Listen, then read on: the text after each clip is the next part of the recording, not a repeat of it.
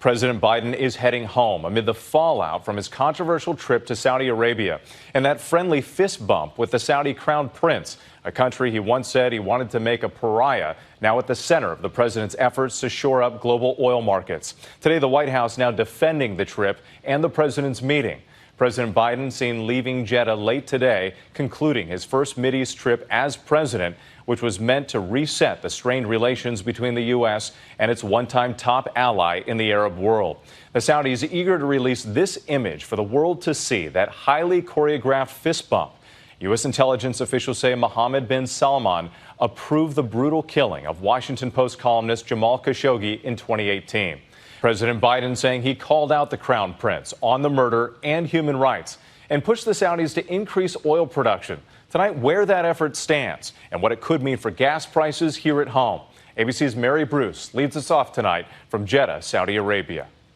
President Biden tonight making his way back home, but his controversial visit still sending shockwaves. Biden's facing blowback for that fist bump seen around the world. The highly choreographed greeting with Saudi Crown Prince Mohammed bin Salman, the man the U.S. concluded approved of the brutal killing of journalist Jamal Khashoggi. After Biden as a candidate vowed to punish Saudi Arabia, the kingdom was eager to share these images of their warm welcome. Tonight, the White House is defending the trip, with pressing spokesman John Kirby. But was it worth it? Think about so many national interests here in this region. You're not going to advance those interests if you just stay at home and try to phone it in. You have to actually go and speak to leaders and be on the ground to try to make a difference. The president says he brought up Khashoggi at the very top of the meeting. I said very straightforwardly, for an American president to be silent on an issue of human rights, is this inconsistent with who we are and who I am?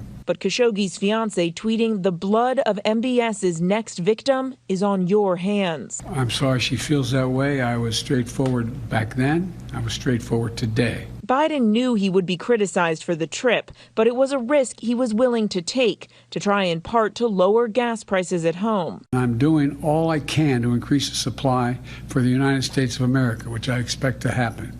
But he left Saudi Arabia with no concrete announcement or pledge to boost supply. Is it possible we could see an announcement that more oil might be flowing to the U.S. in the next couple months, weeks? Saudi Arabia has a policy of maintaining stability in oil markets. Saudi Arabia has a policy of working to ensure adequate supplies of crude oil in the oil markets. We do that. So let's get right to Mary Bruce joining us from Jeddah, Saudi Arabia. And Mary, we did not get specifics from the president, but when could Americans actually expect to see any real impact from this controversial visit?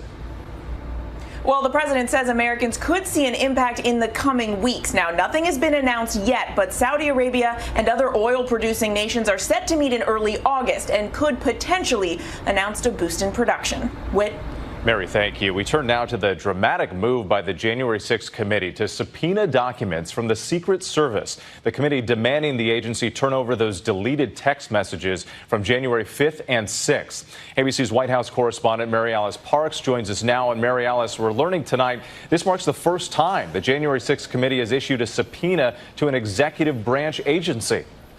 Yeah, that's right. And you can sense the committee's frustration that it came to this. In a letter yesterday, Chairman Benny Thompson outlined how the Secret Service had been asked multiple times to preserve and turn over these communications. And now the committee is not waiting around. They want these records produced by Tuesday. They are worried that evidence could be lost. These text messages could shed light on President Trump's movements that day and possibly reveal more about those allegations that he wanted to go with rioters to the Capitol and that he was told they were armed. Now, the Secret Service has said it did nothing wrong, and today in a statement said it did plan to respond and cooperate with the subpoena. Mary Alice, thanks. And be sure to tune into This Week tomorrow morning. Martha Raddatz will have an exclusive interview with committee member Zoe Lofgren on what to expect in the January 6th committee's public hearing on Thursday. Hi, everyone. George Stephanopoulos here. Thanks for checking out the ABC News YouTube channel. If you'd like to get more videos, show highlights, and watch live event coverage, click on the right over here to subscribe to our channel. And don't forget to download the ABC News app for breaking news alerts. Thanks for watching.